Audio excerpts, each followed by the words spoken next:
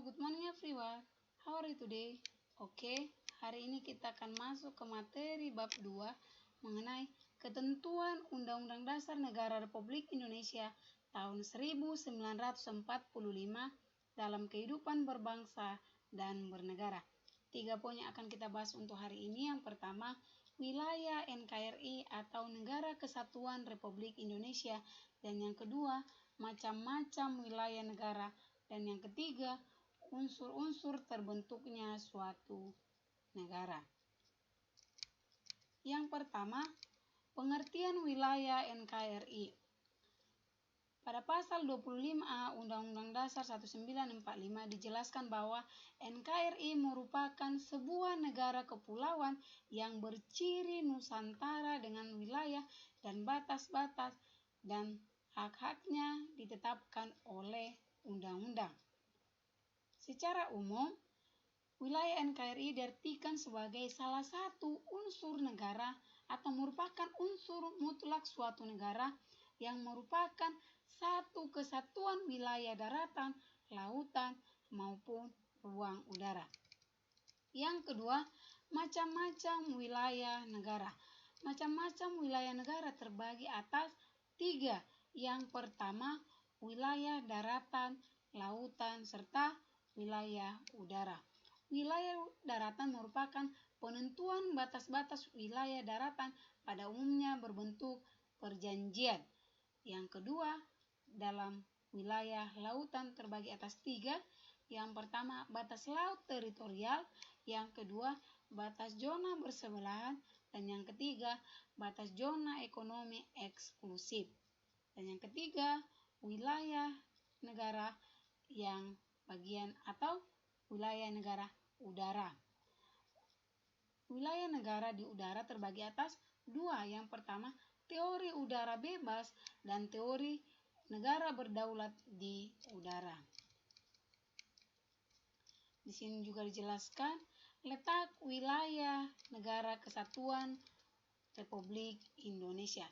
Yang pertama, NKRI berada di dalam 2 benua, yaitu benua Asia dan benua Australia, dan 2 samudra, yaitu Samudra Hindia dan Samudra Pasifik.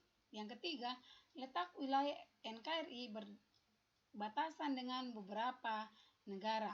Di sebelah utara berbatasan dengan negara Malaysia, di sebelah selatan berbatasan dengan Timur Leste, di sebelah barat berbatasan dengan Hindia, dan di sebelah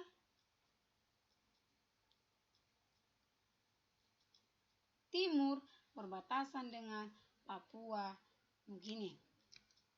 Oke, yang selanjutnya, unsur-unsur terbentuknya suatu negara. Unsur-unsur terbentuknya suatu negara ada 4. Yang pertama, rakyat. Rakyat itu diartikan sebagai kumpulan orang-orang yang mendiami suatu wilayah yang disatukan oleh rasa persatuan yang secara bersama-sama berada atau mendiami suatu wilayah. Yang kedua, wilayah. Wilayah diartikan sebagai seluruh tempat yang ada dalam suatu negara, baik wilayah daratan, lautan, maupun wilayah udara yang tentunya punya atau mempunyai batas-batas tertentu. Yang ketiga, pemerintah yang berdaulat. Pemerintah yang berdaulat diartikan sebagai pemerintah yang memiliki kekuasaan tertinggi untuk mengamankan atau mempertahankan ataupun mengatur suatu pemerintahan secara penuh.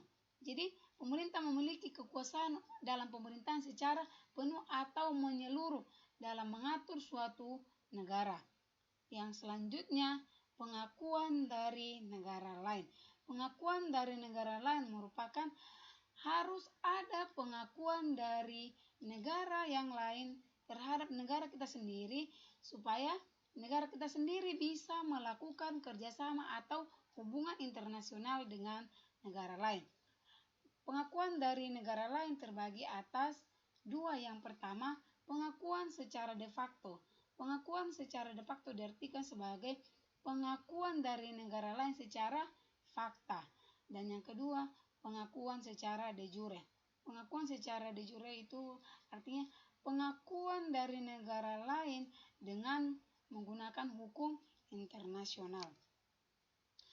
Oke, keempat unsur negara tersebut yaitu rakyat, adanya wilayah, pemerintah yang berdaulat serta pengakuan dari negara lain merupakan unsur mutlak dari suatu negara. Oke, di sini ada tugas. Yang pertama, jelaskan makna negara menurut pendapatmu. Yang kedua, jelaskan unsur-unsur terbentuknya suatu negara. Dan yang ketiga, jelaskan makna wilayah NKRI atau Negara Kesatuan Republik Indonesia. Oke, sampai di sini pertemuan kita hari ini. Sekian dan terima kasih. Good morning.